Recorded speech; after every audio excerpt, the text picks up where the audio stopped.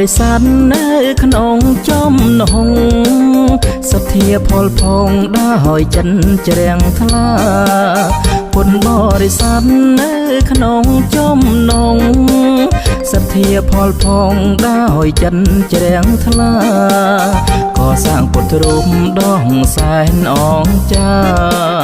ដោយចិនជ្រះថ្លាគោរពបូជា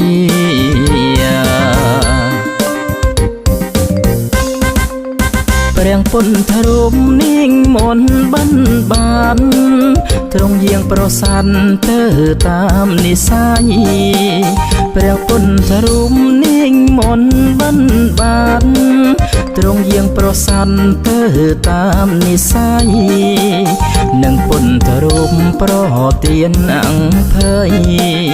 ទៅតាមនិស័យរបងសាទលោក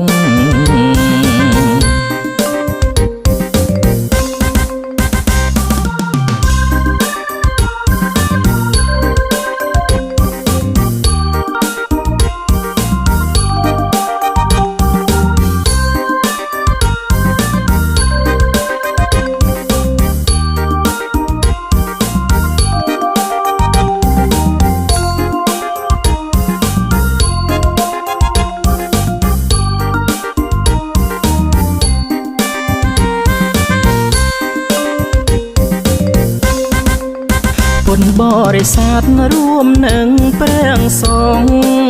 ចិត្តស្មោះក្នុងអង្គសាមគ្គីកសាងពុនបរិស័ទរួមនឹងព្រះសង្ឃចិត្តស្មោះក្នុងអង្គសាមគ្គីកសាង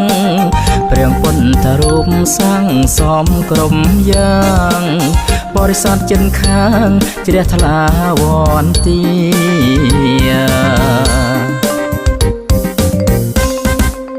សូមបុណ្យកុសលពីការជ្រាំងថ្លា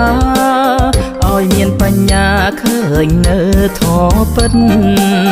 សូមបុណ្យកុសលពីការជ្រាំងថ្លាឲ្យមានបញ្ញាឃើញនៅធម៌ពិតបានរួចផុតទុក្ខក្នុងចាងជីវិតដោយឃើញធម៌ពិតរួចផុតទុក្ខខា